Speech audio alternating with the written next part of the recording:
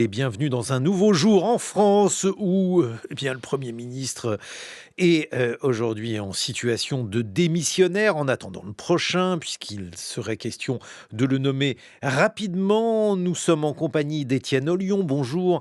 Bonjour. Étienne, vous êtes sociologue français, directeur de recherche au CNRS, professeur associé à l'école polytechnique. Vos recherches portent sur les transformations du champ politique français depuis un demi-siècle via la question notamment de la professionnalisation de la politique. Et en face de vous, Mariama Daramé, bonjour. Vous êtes journaliste au Monde. Vous suivez le gouvernement depuis janvier 2025. Bon, ce ne doit pas être un métier de tourpeau ces temps-ci. Et puis, auparavant, vous aviez suivi le Parlement depuis 4 ans. C'est donc un refus massif avec un vote de défiance extrêmement prononcé qu'a essuyé le Premier ministre, 194 pour, 364 contre.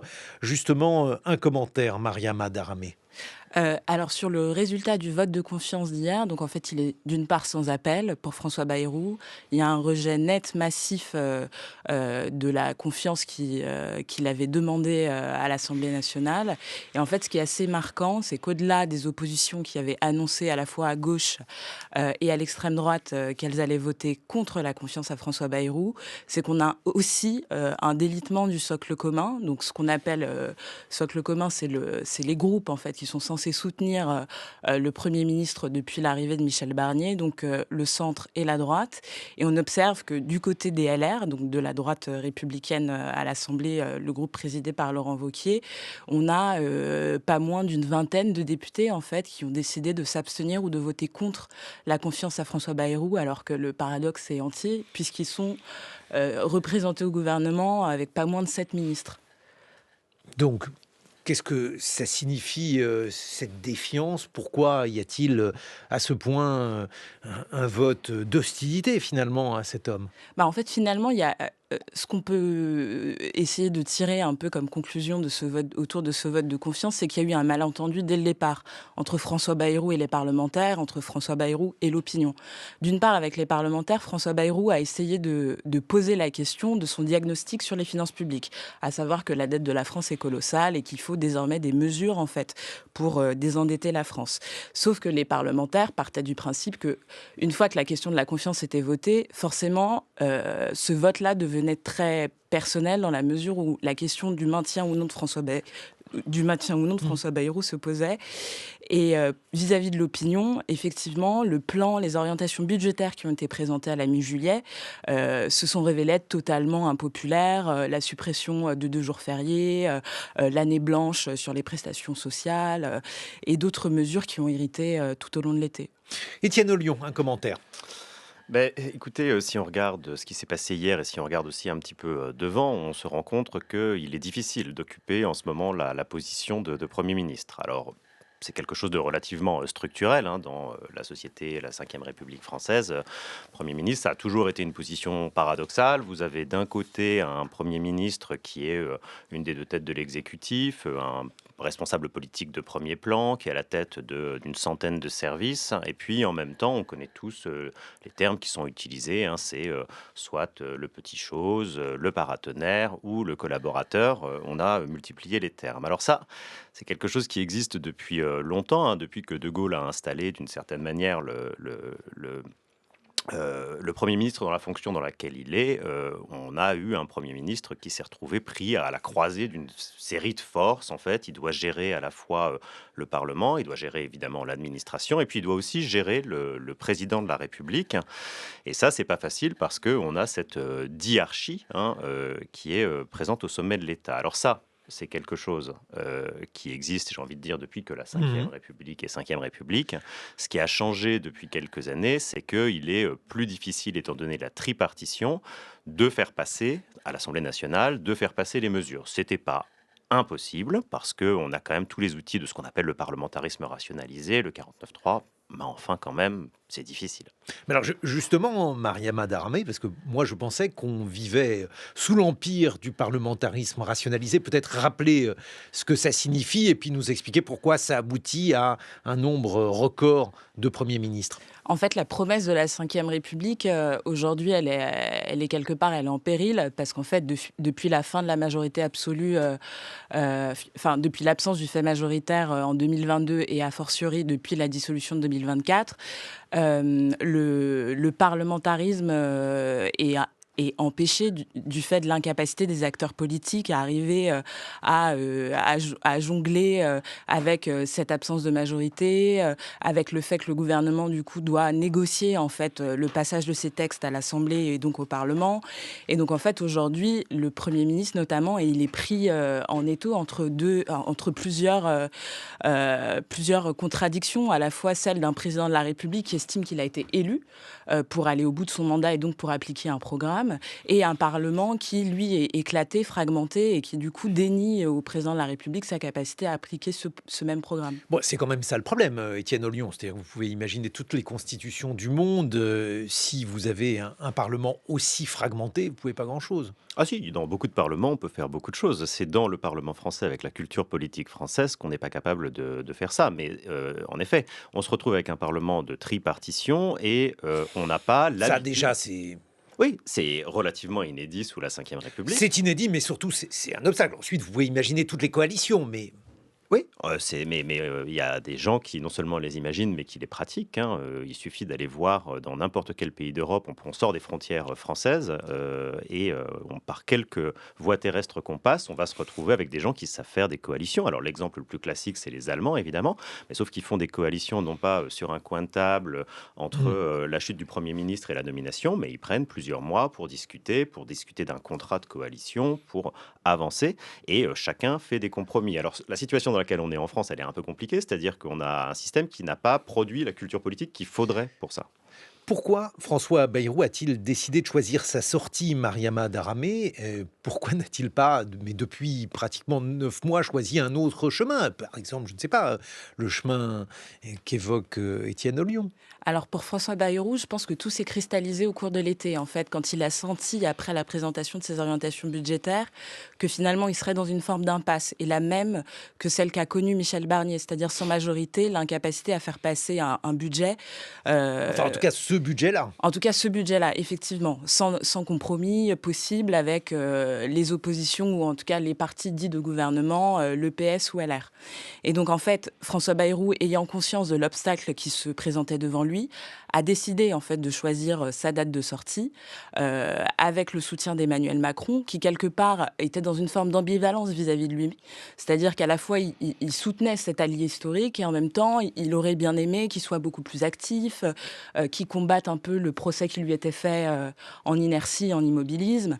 Et finalement, François Bayrou, en fait, voyant tous les obstacles s'accumuler, a choisi en fait la rentrée parlementaire pour partir. Il n'y avait pas d'autre issue parce que pendant un moment, on murmurait qu'un accord était possible avec le RN. Alors, peut-être pas avec le RN forcément tout de suite, mais du moins, dans la discussion budgétaire, tout le monde imaginait que des compromis auraient été possibles, notamment en première, enfin, d'un côté avec les socialistes, Mhm. qui exigeaient des mesures sur la justice fiscale, et de l'autre côté avec le RN qui estimait qu'il fallait revenir notamment sur la contribution européenne, ou sur la politique migratoire. Mais en fait, la chorégraphie du débat budgétaire à l'automne aurait permis de faire décanter certaines positions en tout cas. Étienne Ollion. Mais non, la difficulté actuelle, c'est que, il allait falloir faire un des derniers budgets, en fait, du mandat Macron, hein, puisqu'on est maintenant, on approche des périodes électorales. Il y aura les municipales en mars et puis l'année d'après, on aura les présidentielles. Et c'est pas des périodes qui sont particulièrement favorables à la création de chorégraphies à deux ou à la recherche de consensus. En fait, dans ces moments-là, les partis sont assez peu généreux les uns vis-à-vis des autres. Et je pense que ça, dans la tête de François Bayrou, ça a dû jouer aussi un petit peu. Est-ce que ce choix de François Bayrou était un choix qui, d'emblée, ne pouvait pas durer trop longtemps parce que, eh bien, justement, il n'était pas en mesure, il n'était peut-être pas capable de construire la coalition qui serait nécessaire pour aujourd'hui gouverner dans ces conditions, Mariama Daramé? Bah, en fait, là aussi, c'est ce qui est assez paradoxal, c'est que François Bayrou, dans le paysage politique français, c'est quand même à la fois une figure centriste, donc une figure qui est perçue comme étant un peu médiane entre les différentes forces politiques, et aussi une figure qui a prôné le consensus, le compromis. Et finalement, en arrivant à Matignon, il s'est révélé au fil des mois être une figure très raide, en fait, dans son approche politique, dans son dialogue avec les partis politiques, en récusant le marchandage, alors que finalement, en fait, son destin était lié au Parlement. Donc, en fait, en essayant de s'affranchir d'une équation parlementaire extrêmement difficile, il s'est lui-même condamné à l'impuissance et donc à sa propre chute. Mais est-ce qu'on analyse, Étienne Ollion, les erreurs ou l'échec en sociologie politique? Parce que bon, l'équation, elle est assez simple à comprendre. Vous l'avez rappelé tout à l'heure. On a trois partis. Et avec ces trois partis, bah, il faut essayer d'en construire deux, ce qui est compliqué. Effectivement, ça suppose de l'arithmétique. Et on a cet homme, comme vient de le dire Mariama Daramé, qui, alors même qu'il incarne une forme de souplesse, est devenu extrêmement rigide et très tranchant, avec des mesures qui étaient des mesures à la fois symboliques et un peu répulsives. Je pense aux 2 jours de congé. Oui, alors je pourrais vous faire une réponse facile. On l'analyse en sciences politiques ou en sociologie politique, mais la sociologie politique ne percole peut-être pas jusque dans les bureaux de l'Élysée ou de Matignon, et que donc peut-être que les résultats sont pas connus. Mais en effet, le choix de François Bayrou, si on peut parler de choix, parce qu'on sait aussi qu'il s'est largement imposé, en fait, qu'il n'était Imposé, imposé. mais en effet, le président de la République a décidé d'aller avec lui et donc de le prendre comme Premier ministre. Bon, de ce point de vue-là, en effet, il y a une responsabilité du chef de l'État. Alors j'imagine que lui aussi doit avoir des grands desseins, mais alors là, moi, je ne suis pas dans sa tête et c'est bien difficile d'imaginer pour moi ce qu'on fait. J'imagine qu'il fait des choix sous contrainte, mais c'est vrai que la lisibilité générale de la politique d'Emmanuel Macron et surtout depuis le début de ce second quinquennat n'est pas particulièrement évidente. Il y a quelque chose d'étrange, c'est qu'en sociologie politique, en première année, on apprend aux étudiants Max Weber et on apprend la distinction entre éthique de responsabilité, éthique de conviction. Apprenez-nous là d'ailleurs, Étienne Ollion, rappelez-nous les bases de la sociologie politique. Oui, bon, bah, non, mais la distinction, je ne sais pas il est besoin de la rappeler ici, mais qu'il va quand même être important pour un homme politique, en fait, voilà, prendre des responsabilités, donc être en capacité voilà, d'agir de la manière dont tu dois le faire. Voilà, c'est-à-dire ce que dit Weber en substance, il le dit dans les années 20, il dit qu'un homme politique, c'est quelqu'un qui doit avant tout avoir plus Mhm. d'idées de suite et une manière de construire une réalité crédible que des convictions qui sont plutôt du côté des intellectuels. Or, Mariama Daramé, dans sa rigidité que vous évoquiez, François Bayrou était plus campé sur un certain nombre de principes, des principes qui finalement vont à l'encontre de la stabilité politique, laquelle stabilité politique pourrait relever de la responsabilité, de cette éthique de responsabilité dont parle Max Weber. C'est quand même étonnant pour quelqu'un qui n'a pas débuté sa vie politique hier, si ma mémoire est bonne. Bah, ouais, c'est étonnant et en fait, on va pas, enfin, pour nous observateurs, ce qui est très compliqué, c'est que justement, on n'est pas dans la tête des acteurs politiques et il faut surtout pas verser, dans les explications, psychologisantes. Mais effectivement, François Bayrou, en fait, en arrivant à Matignon, n'a pas réussi à transformer l'essai ou du moins n'a pas réussi à sortir des idéaux, très forts qu'il avait, vis-à-vis de la politique, des jugements très durs qu'il avait vis-à-vis du personnel politique et qu'il a quand même défendu hier et c'est vrai que tout ça paraît très surprenant et inconséquent quand on voit ce qui se passe aujourd'hui. Et alors, cette conférence de Weber qu'il prononce dans les années 20, devant donc des étudiants dont certains deviendront nazis, d'autres anti-nazis, mais c'est une période terrible. Il la prononce notamment parce que il estime que la vie politique est mal comprise, que les politiques doivent agir autrement. On a aussi, je fais aucun raccourci historique et pas du tout un raccourci historique sur les années 30, mais on se dit quand même qu'il y a une sorte de sentiment de dissolution de cette vie politique, de déliquescence. Mariama Daramé, vous qui avez suivi le Parlement quasiment chaque jour. Alors c'est vrai que là, enfin, c'est vrai que ce qui se passe aujourd'hui est nous interpelle tous collectivement parce qu'on assiste à une forme de délitement en fait du champ politique. On a souvent parlé de décomposition, on attend encore cette recomposition qui permettrait justement de rendre à la France une forme de gouvernabilité dans ce contexte de tripartition. Mais c'est vrai qu'effectivement, on a du mal à comprendre quelle est la stratégie des acteurs politiques actuellement pour essayer de trouver une sortie de crise en fait. Les Républicains, c'est magique. Dans quel sens? C'est magique le fait de voter contre un gouvernement auquel vous participez, alors même que votre poids, je veux choquer personne, mais que votre poids politique n'est pas aussi important que cela. Bah, en fait, pour les Républicains, là aussi, il y a un dilemme stratégique, idéologique, même existentiel, parce qu'ils étaient voués à disparaître avec l'avènement du macronisme en 2017. Ils se retrouvent ressuscités par la magie de la dissolution et cette décision totalement incomprise. Et aujourd'hui, ils sont tiraillés, mais comme depuis plusieurs années, entre le macronisme et donc ce centre droit incarné par plusieurs figures, dont Édouard Philippe, et l'extrême droite, dominée par Marine Le Pen. Et donc on voit bien que tout ceci aboutit au fait que les Républicains ont voté, vous dites, pour 20 députés contre ce gouvernement auquel ils participaient. On va voir désormais comment l'avenir politique de la France peut s'écrire avec cette équation toujours aussi difficile. Je rappelle, Étienne Ollion, que vous êtes sociologue. Mariama Daramé, on vous lit dans le journal Le Monde. On se retrouve dans une vingtaine de minutes, 8h sur Les matins de France Culture. Guillaume Erner. Vous êtes à Matignon, est-ce que vous vivez en enfer? Il y a une pression du quotidien, il y a une pression des événements qui fait qu'on ne s'appartient plus du tout. Franchement, je suis sorti épuisé cette maison. On reçoit des coups, alors on a la peau qui s'écorne. Plus que vous ne vous y attendiez? Pas mal. Je viens de remettre la démission de mon gouvernement au président de la République. Moi, j'ai été un Premier ministre loyal.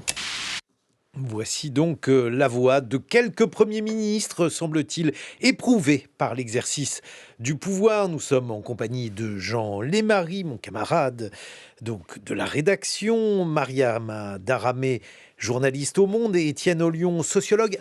Peut-être un commentaire à ce qu'a dit Jean dans son billet politique, Mariama. Très pertinent dans la mesure où c'est vrai qu'on a du mal encore à voir comment les acteurs politiques peuvent essayer de créer une méthode qui prenne en compte enfin ce contexte d'émiettement de l'offre politique, de polarisation de l'opinion, de désaffiliation partisane. Et donc c'est vrai que c'est des questions qui sont structurelles, fondamentales, et qui dans le temps politique très compressé, avec des échéances électorales qui s'enchaînent très vite, les dépossèdent en fait de ce questionnement-là qui est quand même crucial pour l'avenir de notre démocratie.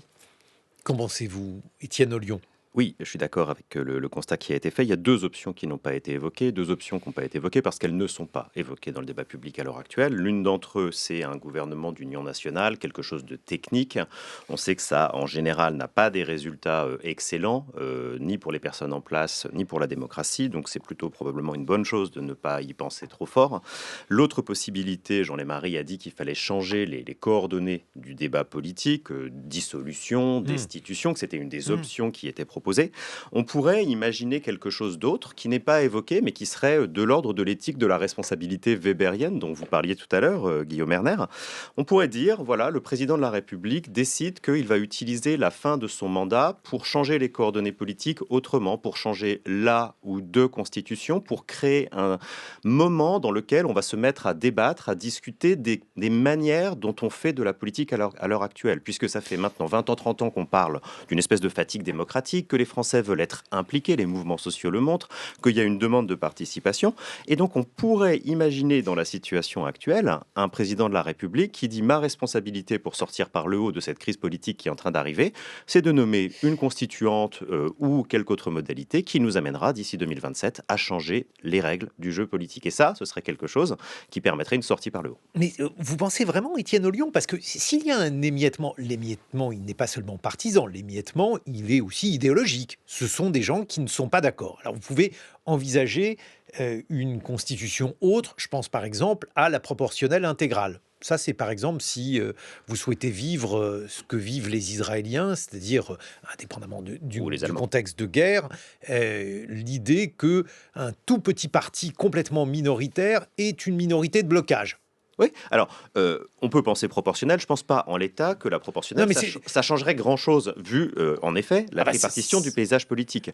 Mais on peut imaginer aussi des modes de participation avec des systèmes où on invite les électeurs, qui le demandent d'ailleurs, à prendre position régulièrement, à voter en fait sur des sujets. Et ce faisant, en faisant des référendums, des votations. Et ce faisant, qu'est-ce qu'on ferait ? On solliciterait les gens, on les impliquerait, on débattrait de politique. Et donc, on n'est pas obligé de rester dans les paramètres contraints des systèmes politiques qui sont nés post-1945. On peut aussi envisager de répondre à certaines demandes qui sont les demandes participatives. Jean-Lémarie. Bah oui, sauf que ce débat-là, politiquement, on l'a eu et puis on l'a oublié. On évoquait le mouvement Bloc-on-Tout et donc les Gilets jaunes, référence d'il y a quelques années, grand débat national, débats locaux, conventions citoyennes.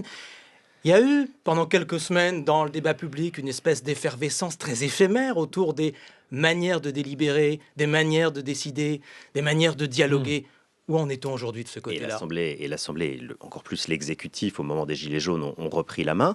Quand on dit que les sujets institutionnels n'intéressent pas les Français parce que ce serait trop technique, je pense quand même qu'il faut rappeler que les Gilets jaunes avaient comme revendication principale, en effet, des revendications de pouvoir d'achat, mais aussi le référendum d'initiative citoyenne. Donc je pense qu'il y a ici une petite porte, mais une porte de sortie très honorable vers laquelle on pourrait aller. Ce sera très compliqué. Il faudrait toute la puissance d'un gouvernement qui n'en a plus à l'heure actuelle, puisqu'on est en affaires courantes, et d'un président qui devrait le souhaiter.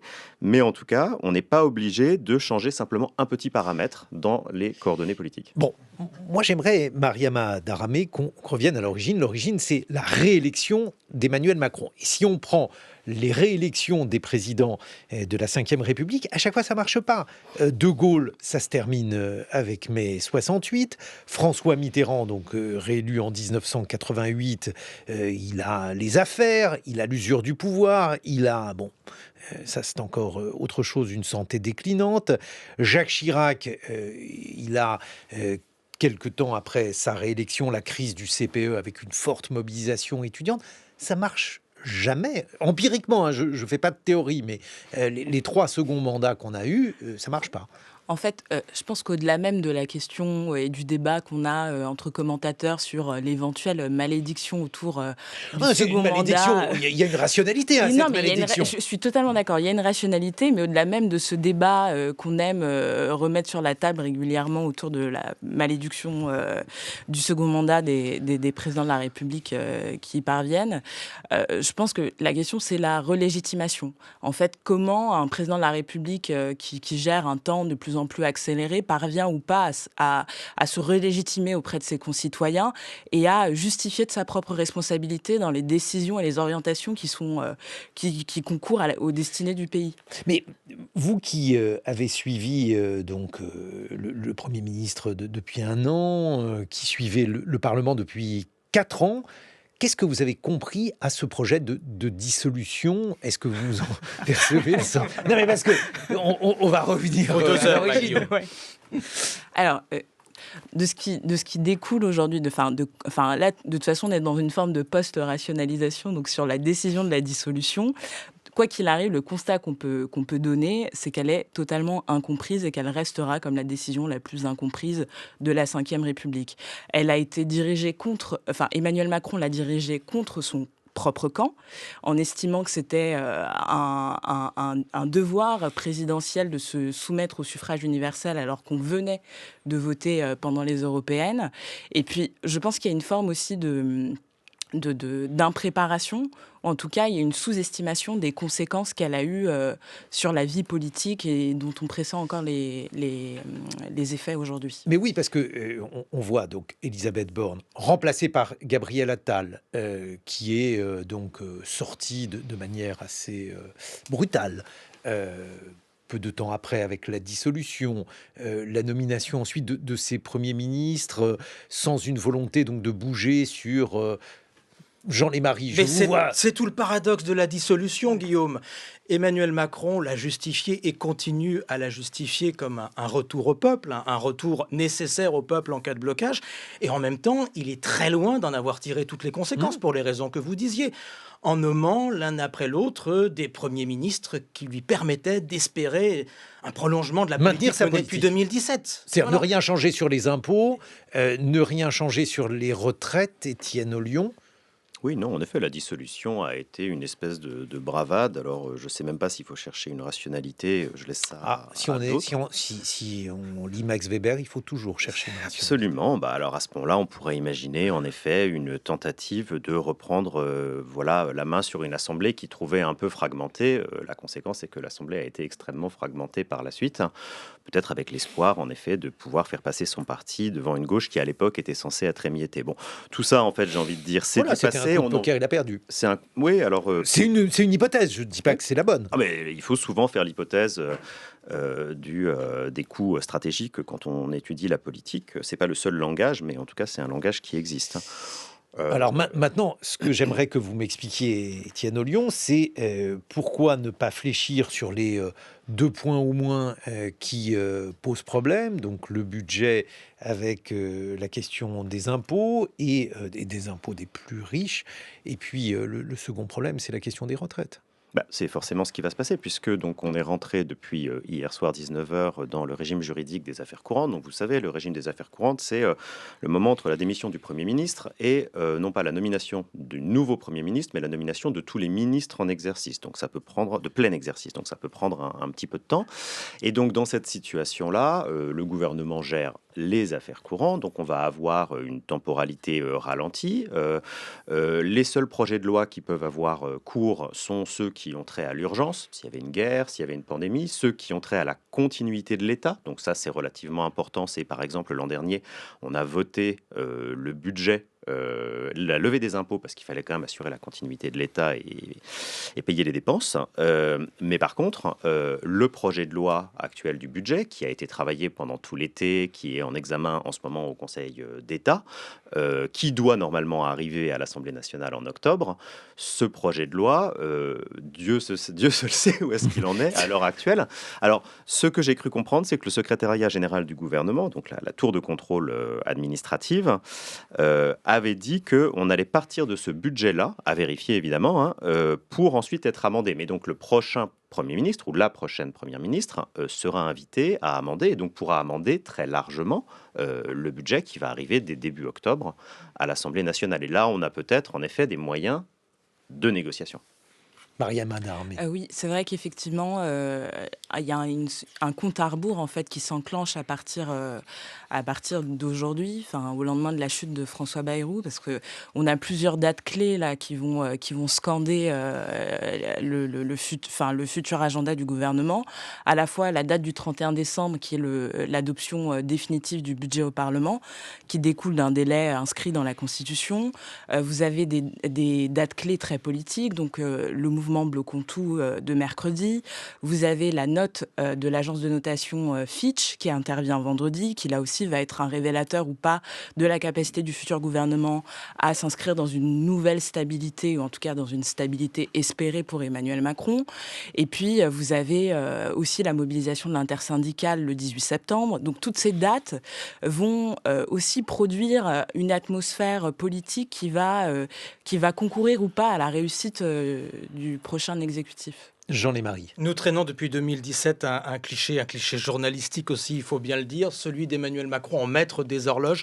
Il l'est quand même très modérément en ce moment, même si il a effectivement là retrouvé les prérogatives du chef de l'État, prérogatives constitutionnelles, le choix du Premier ministre à son entière liberté, c'est ce que dit le texte. Étienne Ollion, alors effectivement, il y a ce mouvement Bloquons-Tout. Qu'est-ce qui vous inspire ?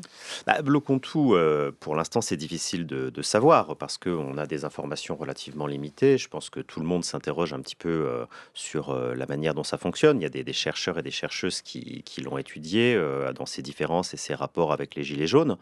Ce mouvement a peut-être déjà fait sa première victime hier soir, parce qu'on peut envisager de manière assez raisonnable que François Bayrou, en plus du budget, ne voulait pas se retrouver avec la France à l'arrêt. Et donc, ce mouvement a peut-être déjà causé la perte d'un Premier ministre, ce qui n'est pas le cas de tous les mouvements sociaux en France, loin s'en faut. Qu'est-ce qui va devenir, puisque j'imagine que c'est votre question, et qu'est-ce qui va se passer? Là, bien malin qui va le savoir. Alors, si on fait un petit peu de sociologie des mobilisations à la SERP, j'ai envie de dire, il y a deux éléments qui plaident en faveur de ce mouvement et puis deux éléments qui plaident plutôt en faveur de sa disparition rapide. Les éléments qui plaident en faveur de ce mouvement, c'est le fait que d'une part, c'est un soutien assez important dans la population. On en parle déjà même plus en fait qu'on parlait des Gilets jaunes. Et donc, quand on prend les sondages pour ce qu'ils valent, il a l'air relativement soutenu. Et puis, n'oublions pas qu'il y a une vacance du pouvoir. On est en gouvernement intérimaire. Or, une vacance du pouvoir, ça veut dire quoi? Ça veut dire que certes, les ministres restent en place, mais ils n'ont plus la même légitimité pour donner des ordres. Souvenez-vous, au moment des Gilets jaunes, il a fallu sortir les blindés dans Paris à un moment pour protéger l'Élysée. Il faut que toute la chaîne de commandement, du plus haut au plus bas, soit complètement alignée. Là, il peut y avoir des hésitations. Donc ça, c'est plutôt du côté, je dirais, du plus. Du côté de ce qui pourrait limiter le succès du mouvement, encore une fois, sociologie des mobilisations à la SERP, ils ont perdu leur premier opposant hier, François Bayrou, et son budget. C'est un mouvement qui est un petit peu moins nébuleux que la fois précédente avec les Gilets jaunes. Il est étiqueté à gauche et donc du coup, il aura peut-être plus de mal à s'étendre, la gauche n'étant pas électoralement très forte. Et puis, troisième chose qui peut paraître triviale mais qui joue beaucoup quand on étudie des mobilisations, c'est un mouvement qui commence un mercredi. Souvenez-vous, les Gilets jaunes, c'était le samedi. Et évidemment, ça touche des publics différents, ça touche des habitudes de mobilisation différentes.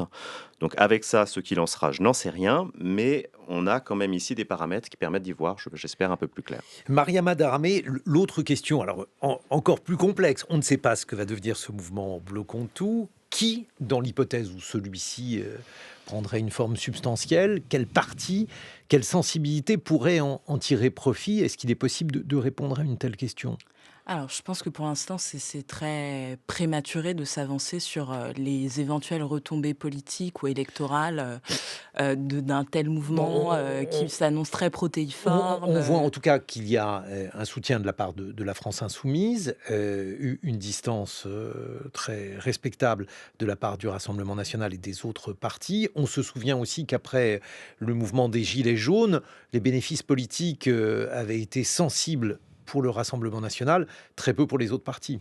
Oui, en fait, on voit bien quand même qu'il y a une tentation des différents partis politiques d'instrumentaliser ce mouvement et potentiellement ses violences, ses éruptions, ses colères, et donc d'essayer de rediriger le message politique qu'il pourrait porter. Quand on voit hier soir l'intervention du ministre de l'Intérieur, Bruno Retailleau, qui l'assimile à un mouvement d'extrême gauche prêt à atteindre à l'intégrité de l'État, et quand tout de suite après, vous avez Jean-Luc Mélenchon qui soutient ce mouvement et qui le perçoit comme étant un mouvement de dégagisme, c'est clair que là, effectivement, on est pris dans des lectures politiques très radicales, très antagonistes. Mais il faut voir à quel point ou pas les Français se sentiront liés par ces différentes interprétations. Jean Lémarie, on a la sensation que aujourd'hui, une série de problèmes s'accumulent, donc questions politiques, questions sociales, avec une absence de solution.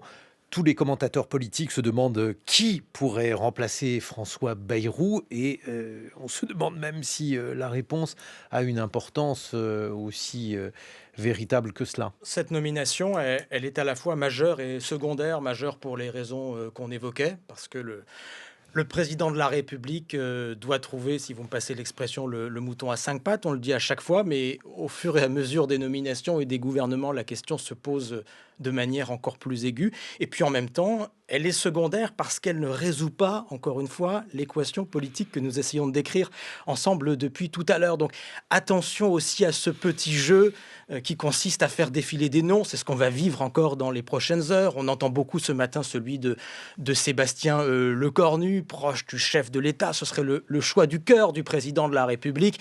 Mais ça poserait un nombre de questions considérables. Il faut voir au-delà, encore une fois, et vous avez raison d'insister, Guillaume, je crois, sur la concomitance de différents calendriers politiques, économiques, financiers, l'agence de notation Fitch à la fin de la semaine, et budgétaires, encore une fois. C'est la vie quotidienne des Français, c'est notre vie quotidienne. et la manière dont le pays va tourner dans les prochains mois. Bon, alors Étienne Ollion, je ne sais pas, est-ce que le fait de nommer un Premier ministre de gauche pourrait changer la donne ? Ça pourrait changer la donne. Alors, encore une fois, dans l'équation politique contrainte qui est celle actuelle, ça va être assez difficile puisque la gauche, combien de divisions, pourrait-on dire, il n'y a pas énormément d'espace pour pouvoir gouverner sans, encore une fois, un accord de non-censure particulièrement fort qui irait si on nomme un Premier ministre du PS, j'imagine que c'est ce que vous avez en tête, de la France insoumise qui refuserait la censure, jusqu'au socle commun et jusqu'aux Républicains. Encore une fois, on rentre dans une période préélectorale très forte, très rapidement pour les municipales, un peu plus loin pour les présidentielles. Ce n'est pas des moments où la générosité des partis vis-à-vis des autres partis est particulièrement prononcée.